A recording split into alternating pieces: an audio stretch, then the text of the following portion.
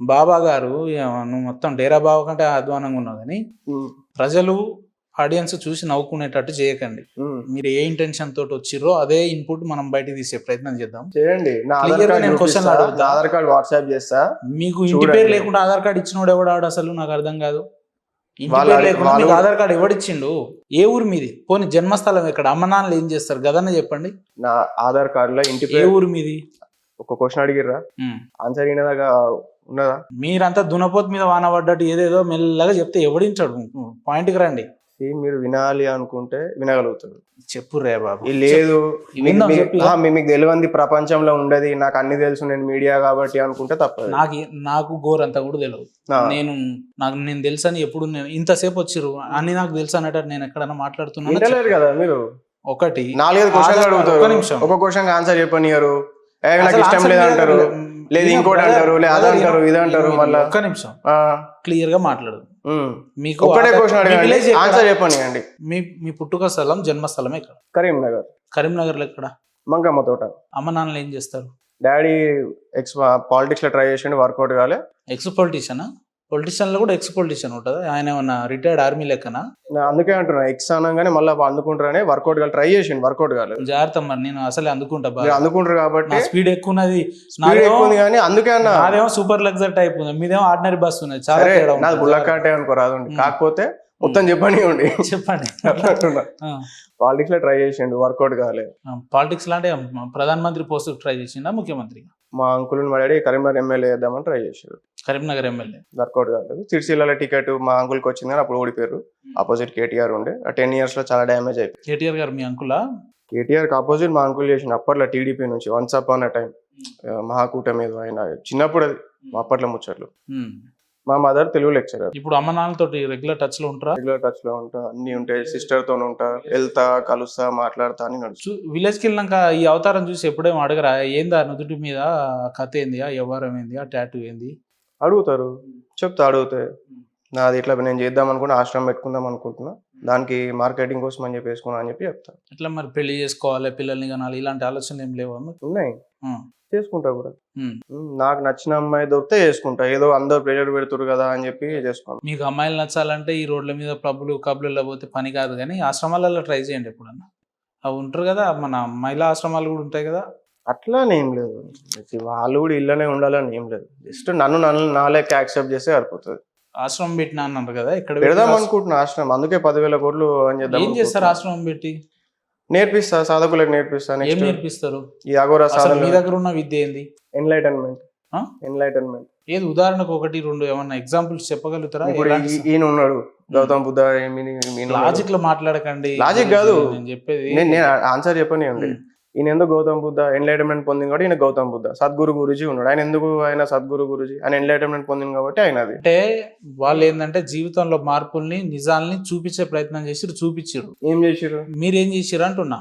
నేను అంటే వీళ్ళు ఏం చేసిరు, నేను ఏం చేయలేదు, అది చెప్పండి. వినండి, ఒక సృష్టిలో ఒక జీవన విధానం ఎట్లుంటది అనేది, లేదంటే ఆసనాలు వేస్తే కానీ, లేదంటే వాళ్ళలాగా యోగాలు ఇలాంటివి చేస్తే మన నిజమైన జీవితం ఏందనేది తెలుస్తుంది అనేది వాళ్ళు నేర్పించి.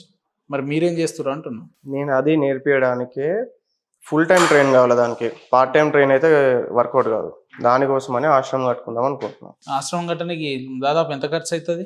ఆశ్రమం కట్టుకోవడానికి నేను అనుకున్నట్టు ఒక 10,000 మందిని తయారు చేయాలంటే మనం 1,00,000 మందిని టార్గెట్ తీసుకోవాలి. 10 మందిలో ఒక్కటి సక్సెస్ అవుతాడు అనుకుందాం. 9 మంది వదిలేస్తారు మధ్యలో అనుకుందాం. సో 1,00,000 మందిని ట్రైన్ చేస్తే 10,000 మందిని అఘోరాలను మ్యానుఫ్యాక్చర్ చేయొచ్చు. ఇదేమన్నా రోబో మ్యానుఫ్యాక్చర్ అనుకున్నారా? 2.0 రోబో అంటారు కదా, ఆ టైప్. ఇది ఆ టైప్ కాదు, బట్ మరి వేరే ఏ పదం ఉంటారు?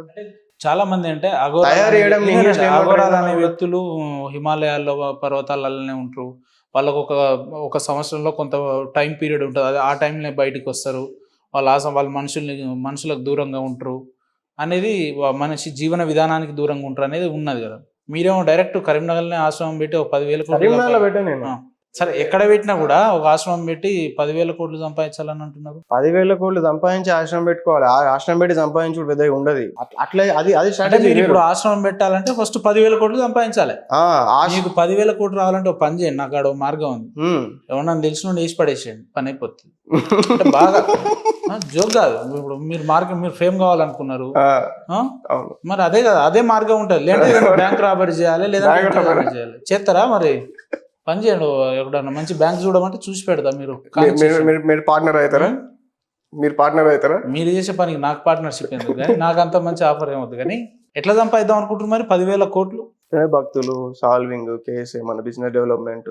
మీరు ఈడ నవ్వుకొని ఇంటర్వ్యూలు చేస్తారు, నవ్వుకొని మాట్లాడుతారు కానీ మిమ్మల్ని ఉదాహరణగా చూపించి యావత్ హిందూ సమాజాన్ని ఇతర మతస్థులు బదనాం చేసే ప్రయత్నం కూడా చేస్తారు. తెలుసా మీకు హిందువుల యొక్క సంస్కృతి సాంప్రదాయాలు ఏందో తెలుసా? గొప్పతనం ఏందో తెలుసా? రామాయణం, పురాణం, మహాభారతం, వేదాలు, ఉపనిషత్తులు, ఇతిహాసాలు ఏం తెలుసు మీకు? ఏం తెలుసా అండి? రామాయణం ఏందో తెలుసా? ఎట్లా జరిగిందో తెలుసా? ఎన్ని వేదాలు ఉన్నాయో తెలుసా? ఉపనిషత్తులు ఏందో తెలుసా? ఏం తెలుసు మీకు అంటున్నా? అదే చెప్తున్నా నేను. ఏదో కాషాయ జెండా వేసుకొని వచ్చి 2 టాటూలు వేసుకొని వచ్చి ఏంది ఈ డ్రామా, ఏంది ఈ కొత్త దుకాణం ఏంది? ఇప్పుడు మీరు హిందువులే కదా? ఎస్, హిందూ. Yes, absolutely. ఆధ్యాత్మిక గురువులు అంటే ఆధ్యాత్మిక గురువులు అంటే ఎవరైతే వేదాలు, ఉపనిషత్తులు, పురాణాలు, ఇతిహాసాలు, చరిత్రలు, సంస్కృతి సాంప్రదాయాలు అన్ని రంగాలలో పటిష్టమైన ఇన్ఫర్మేషన్ ఉన్న వాళ్ళే ఆధ్యాత్మికంగా వాళ్ళు పండితులు. ఆధ్యాత్మిక గురువులు కాదు.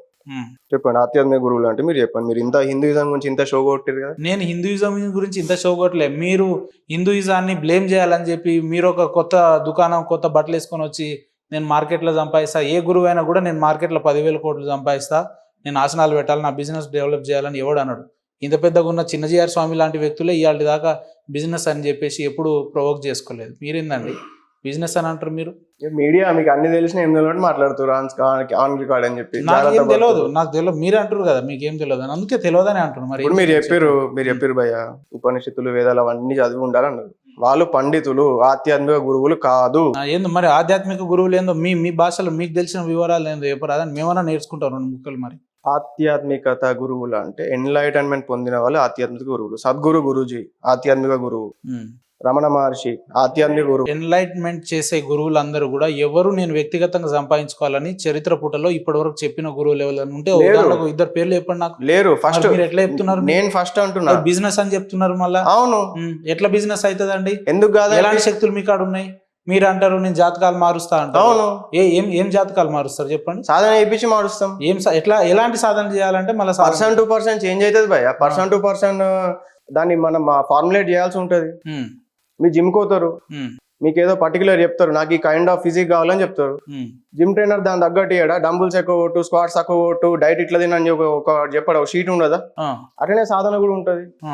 ఎనర్జీ టు ఎనర్జీ చేంజ్ అవుతుంది. % to % ఏజ్ బట్టి, ఫ్యాక్టర్ బట్టి, లైఫ్ స్టైల్ బట్టి, ఫుడ్ హ్యాబిట్స్ బట్టి, మ్యారేజా కాదా? అఘోర సాధువులు బీర్లు తాగొచ్చు, అఘోర సాధువులు బీఫ్ తినొచ్చు, అఘోర సాధువులు చికెన్ తినొచ్చు. అవును, అమ్మాయిలను లవ్ చేయొచ్చు, అమ్మాయిలకు మెసేజ్ పెట్టొచ్చు, ఏదైనా చేయొచ్చు. నేను మెసేజ్ పెడతా అని చెప్పినా అంటారు కదా, నేను ట్రై చేస్తున్నా పెళ్లి చేసుకోవడానికని.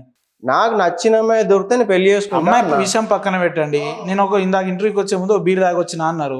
ఆ ఆవేశంలో నన్ను గిట్లా కొట్టారు, జర జాగ్రత్త ఆనే కూర్చోరు. కానీ ఆవేశంలో మరి ఏముంటది? ఆల్రెడీ ఒక డేస్ ఉన్నారు మీరు 90. వినండి, నవ్వుతారమే. చెప్పండి. అట్టగా బీర్ తాగొచ్చినా అన్నారు. అఘోర సాధువులు ఎవడన్నా బీర్ తాగుతాడా? వాడు ఏమనాలి మిమ్మల్ని? మీరు చెప్పండి. ఆల్కహాల్ అనేది లిమిట్ లో తీసుకుంటే మెడిసిన్ లా పనిచేస్తుంది. అసలు అఘోరాలు ఎలాంటి ఆహార పదార్థాలే తీసుకోర్రా నాయన అంటే ఈయనేమో ఆల్కహాల్ లిమిట్ లో తీసుకోవాలి. ఎంత లిమిట్? 6 గంటలకు అటే మీ లిమిట్. అర్థం కాలేదు. డీజెటీల లిమిట్ ఉంటది కదా, ఆల్కహాల్ 6 గంటలకు అటే అన్నట్టు మీది పొద్దుగాల 8ంటికి అటే పోయింది లిమిట్ మీది. కానీ చెప్పండి. నేను తాగుకుంటే మళ్ళీ పూజ చేసిన, మళ్ళీ పూజలో ఇట్లా హోమంలో పోసుకుంటే నేను తాగుకుంటే పూజ చేసి వచ్చిన. భయ్యా నువ్వు అర్జెంట్ ఇక్కడ నుంచి దెంగేవా? జోక్ కాదు ఇది, నాకు కోపం వస్తుంది. మీరు నేను తాగుతూ పూజ చేస్తా, చాలా మంది హిందువుల మనోభావాలు దెబ్బతీసే విధంగా మీరు మాట్లాడితే. హిందుత్వం గురించి ఇంత షో కొడుతురు కానీ హిందుత్వం గురించి చెప్తే వింటలేదు. మాట్లాడుతురు మీరు. షో కొట్టడం ఏంది? మీరే షో కొడతలేరా? ఏం తెలుసు నీకు? షో కొట్టడం ఇన్ ద సెన్స్ వాట్ కాషాయ జెండా వేసుకొని ఇంకో ప్రతి ఒక్క సోషల్ మీడియాలో హిందుత్వం పేరు మీద ఏదో అన్ని తెలిసినట్టు షో కొట్టాలి. హిందువా చెప్తే ముస్లిమా? వినరు. బాబు నేను హిందూ గురువుని. నీ ఆధార్ కార్డు చూపిస్తా చూపిస్తా ఫోన్ నీ అవతారం అంతా పాకిస్తాన్ లో టైప్ ఉన్నది. ఒకసారి ఆధార్ కార్డు జోక్ కాదే. ఆధార్ కార్డు ఇస్తా అంటున్నా కదా, ఆధార్ కార్డు చూపిస్తా, లాస్ట్ చూపిస్తా. No I want to show your Aadhaar card right now. Online లో చూడాలి, ఇప్పుడు లైవ్ లో చూడాలి. సరే, ఓన్లీ నా పేరే చూస్తారా లేదా నా డీటెయిల్స్ చెప్తారా? నువ్వు భారతదేశంలోనివా, పాకిస్తాన్లోనివా, కజకిస్తాన్లోనివా, ఏ స్థానం మాకేం తెలిసిన ఆయన? ఫస్ట్ నీ ఆధార్ కార్డు చూడండి. మీరు క్వశ్చన్ తప్పించుకోకండి. స్వామి గారు నేనేమంటున్నా వినవు. ఇంటర్వ్యూవర్ గారు చెప్పండి, నా మాట కూడా కొంచెం వినండి. హిందువుల గొప్పతనం గురించి నువ్వు షో చేస్తున్నావు, ఇంకోసారి మాట్లాడిరాను 100%. ఈ ఇంటర్వ్యూ కాదు కదా అసలు. మీరు చెప్పేది వినండి బ్రదర్. I'm the anchor. నేను హిందూ కాదు, ముస్లిం కాదు, చెప్పేది వినండి. మీలాంటి బాబాలని, మీలాంటి పాస్టర్లని, మీలాంటి గురువు గారిని బొచ్చడి మంది చేసిన నేను కొత్త కాదు. కానీ నేనేమంటున్నా, హిందుత్వం మీద అపారమైన నమ్మకం ఉన్న ప్రజలు మీలాంటి వ్యక్తుల్ని చూస్తే ఆ నమ్మకం కొంతవరకు దెబ్బతీసే ప్రయత్నం జరుగుతుంది అని చెప్తున్నా. మీరు హిందువులు అన్నప్పుడు హిందుత్వం గురించి తెలుసుకోండి, హిందుత్వం గురించి రీసెర్చ్ చేయండి, ఆ తర్వాత మీరు హిందూయిజం ఇట్లా అని చెప్పి మాట్లాడండి. ఒక గురువు ఉంటాడండి, మీరేమన్నారు నేను బ్లాక్ మ్యాజిక్ చేస్తా అని అంటున్నారు, ఇంకోటి చేస్తా అంటున్నారు. నేను చేస్తా అన్నా, నన్ను ఇరికిచ్చుడు కాకపోతే ఇరికిచ్చుడు ఏందా? నువ్వు మర్చిపోయినావు. మీరు బ్లాక్ మ్యాజిక్ రిమూవ్ చేస్తా అన్నారు. ఇంతకుముందు ఏమైనా బ్లాక్ మ్యాజిక్ చేస్తా అన్నారా, రిమూవ్ చేస్తా అన్నారు? రిమూవ్ చేస్తా అన్నారు. చేయడానికి రిమూవ్ చేయడానికి ఎంత డిఫరెన్స్ ఉంది? రిమూవ్ ఒకటే కానీ చెప్పేది చేసుడు ఒకటే, రిమూవ్ కూడా. చేతబడి చేస్తాడు అంటే వైద్యం చేస్తాడు ఒకటేనా? చేతబడి చేసి ఉన్న వాళ్ళని నేను దగ్గరికి వస్తే, నా దగ్గరికి వస్తే న్యాయం చేస్తా అన్నారు. నేను చేతబడి నివారణ చేస్తా అన్నా, మీ దగ్గరికి వస్తే న్యాయం చేస్తారు దాన్ని. అవును, వినండి. అయితే మీ దగ్గర ఒక నమ్మకంగా ఒక భక్తుడు లేదా ఒక వ్యక్తి మీ దగ్గరికి రావాలి అని అంటే ఎంత నమ్మకం పెట్టుకొని రావాలి? ముందు చేతబడి అయింది కదా నాకు 10,000 20,000 అంటే వాడు ఏమవుతాడు? నేను ఏం చెప్తున్నా, బ్లైండ్ గా ఎవరు నమ్మకండి. మీరు ఎవరేదో చెప్తే అది నమ్ముడు, అది అందుకే ఇట్లా అయిపోయింది. ఇప్పుడు చూసిరు కదా ఏమంటుండేనా, ఉపనిషత్తులు అవి ఇవన్నీ బట్టి పడితే ఆధ్యాత్మిక గురువులు అనుకుంటుండ్రు. ఇప్పుడు ఈయన ఆధ్యాత్మిక గురువు కదా, మీ షోకేస్ ఉన్నాడు కదా ఈయన. మాటి మన ఆయన చూపించకండి, ఎందుకు చూపించదు కాదు మనం మాట్లాడేది. కానీ very good very good very good. మీరు అన్నారు కదా ఈయన ఆధ్యాత్మిక గురువు, గౌతమ్ బుద్ధ ఆధ్యాత్మిక గురువు. ఈయన వేదాలు చదివిండా, ఉపనిషత్తులు చదివిండా? ఆన్సర్ చెప్తలేరు మరి. చెప్పు. అయ్యో ఆన్సర్ చెప్పారు. నువ్వు బీర్ తాగొచ్చినావు, నేను ఖాళీకి కూర్చున్నాను, నీకు నాకు చాలా తేడా ఉంటుంది కానీ చెప్పు. అచ్చా, నేను ఇప్పుడు కొంచెం ఒకవేళ మాట్లాడితే బీర్ అంటారు. లేదు బ్రదర్ చెప్పు. అయ్యో మీరు మీ దగ్గర నుంచి నేను ఏదైతే రాబట్టాలనుకుంటున్నాను, నేను అదే పనిలో ఉన్నా ఆల్రెడీ. ఉన్నారు, మీరే కొంచెం అటు ఇటు అవుతున్నారు. మీరు ఫ్లో లో కంటిన్యూ కాండి, ఇబ్బంది. సరే, ఈయన వేదాలు ఉపనిషత్తులు చదివిండా లేదా చెప్పండి, మీరే ఆన్సర్ చెప్పండి. నాకు తెలియదు. మిమ్మల్ని ప్రశ్న అడుగుతున్నా. మీరు నన్ను అడగడానికి వీడికి పిలిపియలే, నేను మిమ్మల్ని అడగడానికి పిలిపించిన. నేను నాకు కరెక్టే, కాకపోతే మనం ఒక హెల్తీ డిస్కషన్ లాగా అడుగుతున్నా. గౌతమ్ బుద్ధ ఎక్కడ తపస్సు చేసిండు? హిమాలయాల, టిబెట్, ఆ రీజియన్ లో కదా. ఆయన వేదాలు ఉపనిషత్తులు చదువుకున్నాడా? వేదాలు ఉపనిషత్తులని చెప్పిండా? లేదా ఆయన ఫాలోవర్స్ బుద్ధిస్టులు ఎవరైతే ఉంటారో వేదాలు ఉపనిషత్తులు రామాయణ మహాభారతం వాళ్ళు చేస్తారా? ఇప్పుడు వాళ్ళు ఆధ్యాత్మిక గురువులు కాదా? మరి వాళ్ళ ఆధ్యాత్మిక గురువులు అయితే, ఈయన ఆధ్యాత్మిక గురువులు అయితే, ఈ బట్టి పట్టే వాళ్ళు ఎవరు? వీళ్ళు పండితులు, పుస్తకాలు బట్టి పట్టే వాళ్ళు పండితులు, మహా పండితులు, గొప్ప వ్యక్తులు. వాళ్ళు ఏం తక్కువగా అంత ఈజీ కాదు అది. తర్వాత ఇంకో కేటగిరీ వచ్చేసేసి సిద్ధులు, పవర్స్, స్పిరిచువల్ పవర్స్, తంత్ర పూజలు, జపము, పూజ, హోమాలు రకరకాల విధాలుగా చేస్తే శక్తులు వస్తాయి, దేవతలను శక్తులు వస్తాయి. వీళ్ళెవరు? తాంత్రికులు, చేతబడి చేసేటోళ్ళు. కొందరు తాంత్రికులు తీయగలుగుతారు కూడా కొందరు. మీరు అదే బాపతి ఆన్సర్ చెప్తారు. ఇది తాంత్రికుల బ్యాచ్ అయిపోయిందా? ఒకటి బట్టి పట్టే బ్యాచ్ అయిపోయింది, ఇంకోటి తాంత్రిక బ్యాచ్ అయిపోయింది. నెక్స్ట్ పరమాత్మ స్థితికి పొందేటోళ్ళు ఉంటారు, ఎన్లైటన్మెంట్ పొందేటోళ్ళు ఉంటారు, ఈ జీవన్ మరణం నుంచి ముక్తి పొందిన వాళ్ళు ఉంటారు. వీళ్ళు యోగులు, వీళ్ళు గురువులు, ఋషులు, గురువులు, వీళ్ళు ఎన్లైటెన్ బీయింగ్స్. వీళ్ళు అట్లా ఈయన ఒక ఎన్లైటెన్ బీయింగ్, సద్గురు ఒక ఎన్లైటెన్ బీయింగ్, నేను కూడా ఒక ఎన్లైటెన్ బీయింగ్, కొత్తగా వచ్చిన. వీళ్ళు సేవ చేసిరు, కాకపోతే మీరు సబ్ జూనియర్, వాళ్ళు సీనియర్లు, అంతే కదా. డెఫినెట్లీ వాళ్ళ పరంపర వేరు, ఈయన ధ్యాన పరంపర, ఈయన ధ్యానం చేసుకుంటూ అయిపోయాడు. సద్గురు గురుజీ ఆయన యోగా చేసిండు, ఏం చేసిండు, ఆయన ఏమో చేసిండు. నేను అఘోరా పరంపరలో నేను అయిపోయాను. మీరేం చేసారు మరి? నేను అఘోరా టెక్నిక్స్ వాడుకొని నేను అయిపోయినా. ఈ టెక్నిక్స్ మీద నేను మాస్టరీ తెచ్చుకున్నా, ఈ టెక్నిక్స్ లో నేను మాస్టర్ని. దీన్ని నెక్స్ట్ నేను పంపించగలుగుతా నెక్స్ట్ జనరేషన్ కి. ఇప్పుడు మీరే అన్నారు వేదాలు ఉపనిషత్తులు చదివిన వాళ్ళు బట్టి పట్టే బ్యాచ్ అని. బట్టి పట్టే నేను వాళ్ళని వేరే రకంగా అనలేదు. ఏం చెప్తున్నా, దాని ఫాలో అప్ కూడా ఏం చెప్పినా, అది అంత ఈజీ కాదు. వాళ్ళు పండితులు, మహా గొప్ప వాళ్ళు పండితులు. తర్వాత బట్టి అనే పదం కూడా వాడిర్లే కానీ వినండి ఒకటి. అవును, సరే వాళ్ళ 2-3 బ్యాచ్లు చెప్పారు, మరి మీరే బ్యాచ్ అంటున్నా. నేను ఇంత ముందే క్లియర్ గా చెప్పిన, రివైండ్ చేసుకొని చూసుకోండి, ఆన్ కెమెరా అంతా రికార్డ్. చెప్పండి, ఏం కాదు, నేను చెప్తా, ఆన్సర్ అక్కడే ఉంది ఇప్పుడు నాకు. నేను ఎన్లైటన్ మాస్టర్ని. మీ గురువు గారు ఎవరు? మా గురువు గారి పేరు చెప్పడం నాకు ఇష్టం లేదు. ఎక్కడ నేర్చుకోరు మీరు? నేను నా ఇంట్లో, కాశీలో, తమిళనాడులో, హిమాలయాస్ లో రకరకాల. అంటే మీ గురువు గారే మీ ఇంటికి వచ్చి నేర్పించిండా రోజు up and down Himalaya to Karimnagar? అవును, రోజు చేయలే, మైండ్ టు మైండ్ కనెక్షన్ ఏర్పడుతుంది. ఒకసారి దీక్ష ఇచ్చిన తర్వాత ఒకసారి కరెక్ట్, అంటే ఇప్పుడు నార్మల్ గా ఏదో టెస్టింగ్ కోసం ఇచ్చేది ఉంటది, తన ఆత్మని ఇంకో శిష్యునితో లయం చేయడం అనేది ఉంటది.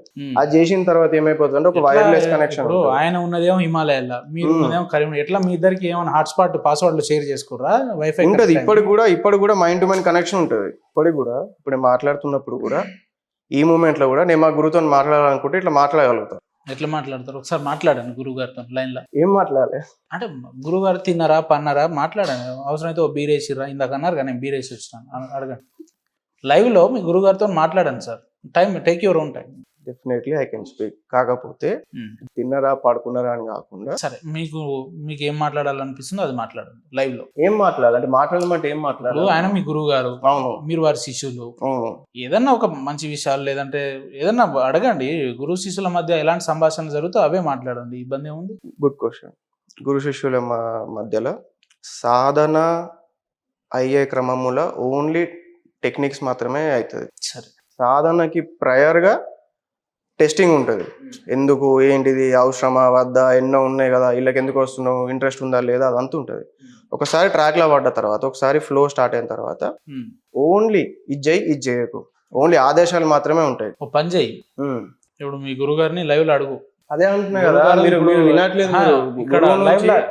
ఆదేశాలు మాత్రమే ఉంటాయి. ఇది చేసేయి, ఈ పని చేసేయి, ఇది చెయ్యి అని ఉంటుంది. అందుకే మీరు డౌట్ ఆయన అడగండి. ఇప్పుడు ఆ డౌట్ ఏం చెప్పండి, అడుగుతా. గురువు గారు ఇట్లా సిగ్నేచర్ స్టూడియోలో ఉపేంద్ర అని ఒక తలకు మాసినోడు తగిలిండు, వాడు ఏదేదో అడుగుతాడు, వాడు అడిగిన దాన్ని నేను ఆన్సర్ ఇయ్యాలా వద్దా అని అడగండి. యూ బేటా అంటాడా, హే వాంతో ఇంద్రబాబు అంటాడా, ఏందనేది మీరు నాకు చెప్పండి. Good question. ఎప్పుడైతే ఒక సాధకుడు ఎన్లైట్ అయిపోతాడో అప్పటిదాకానే అతని రూల్స్ అండ్ రిలేషన్స్ ఉంటాయి. ఆ తర్వాత అతను ఇండిపెండెంట్. దండం పెడతాను ఆయన, నువ్వు మాట్లాడుతుంటే మాట్లాడు, ఇవన్నీ సోది రామాయణం పెట్టకు కానీ నువ్వు మాట్లాడు. మీరు హిందుత్వం గురించి తెలుసుకోవాలనుకుంటే తెలుసుకోండి, లేదు ఏం తెలుసుకోకుండా నేను హిందువులు అట్లా ఇట్లా అని షో కొడదాం అనుకుంటే కొట్టుకోండి.